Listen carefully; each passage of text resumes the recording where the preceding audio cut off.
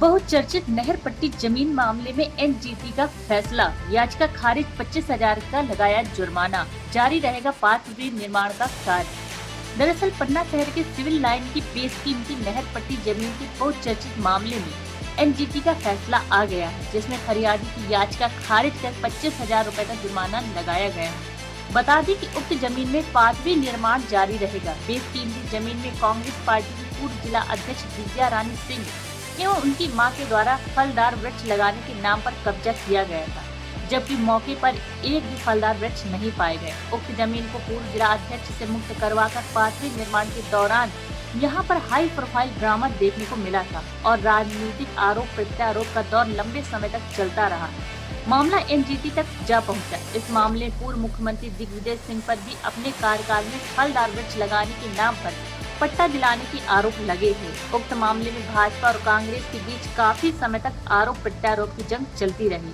दरअसल एनजीटी में फरियादी महेश पाल की याचिका क्रमांक 83/2021 में दावा किया गया था कि आज ही क्रमांक 387, 388, 389 में प्रशासन पाथ-वे निर्माण कर रहा है, जिसमें बड़ी संख्या में फलदार वृक्ष काटकर वन्य जीवों का सहवास नष्ट करने हेतु पर्यावरण को क्षति पहुंचाई जा रही है। मामले को संज्ञान लेते हुए एनजीटी की भोपाल खंडपीठ ने सुनवाई की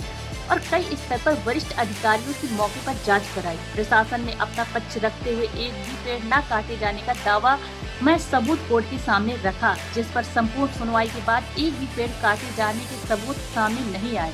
तथा साथ ही मौके पर फलदार वृक्ष भी नहीं मिले। पाथ-वे निर्माण के लिए झाड़ियां हटाने और उनकी सफाई की बात सुनवाई के दौरान सिद्ध हुई। इस तरह याचिका में लगाए गए आरोप निराधार पाए जाने पर एनजीटी ने अपना फैसला देते हुए याचिका खारिज कर मुकदमे में खर्च 25,000 रूपए की राशि की वसूली के आदेश दे दिए हैं। आज एनजीटी के द्वारा एक महत्वपूर्ण फैसला दिया गया। दिव्या रानी और उनके पति केशव प्रताप सिंह, जो दिग्विजय सिंह के खासम खास हैं, जब कांग्रेस की सरकार थी उस समय इन्होंने अपने लिए नहर पट्टी की ज़मीन का पट्टा फलदार वृक्ष हेतु आवंटित कराया था और वो भूमि जो चरनोई नहीं थी उसका मध परिवर्तन करा के अपने नाम पर अलॉट कराया। अलॉट कराने के पश्चात में जब जिला प्रशासन को ये भारतीय जनता पार्टी के सरकार के समय संज्ञान में मामला आया तो प्रशासन के द्वारा उस ज़मीन को खाली कराकर उस पर पाथ-वे निर्माण, जो हमारे आम लोग हैं उनके सुबह और शाम पैदल चलने के लिए उनके स्वास्थ्य को ध्यान में रखते हुए जिला प्रशासन ने उसके प्राकृतिक सौंदर्य को ध्यान में रखते हुए उसको पाथ-वे निर्माण के लिए आवंटित किया, उसका निर्माण प्रारंभ कराया। तभी से ये दोनों लगातार उस पाथ-वे निर्माण में अड़ंगेबाजी लगाने का और उसको रोकने का प्रयास कर रहे हैं। पहले ये जिला कोर्ट में इन्होंने मामला भेजा,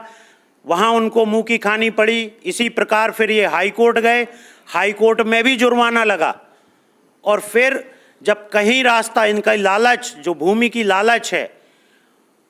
वो पूरी नहीं होते दिखी तो इन्होंने उस पर अड़ंगेबाजी लगाने के लिए अपने एक मातहत व्यक्ति महेश पाल के द्वारा एनजीटी में रिट लगवाई और इस रिट के द्वारा भी एनजीटी के द्वारा एक समिति का गठन किया गया। उस समिति ने मौके पर जांच की और जांच में जो इनके द्वारा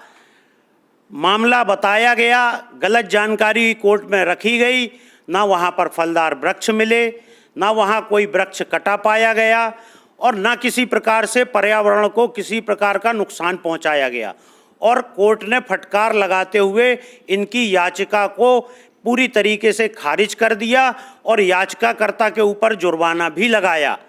और इस तरीके से दिग्विजय सिंह की सरकार के समय पे अपने खासम खास लोगों को पूरे प्रदेश में रेवड़ियों की तरह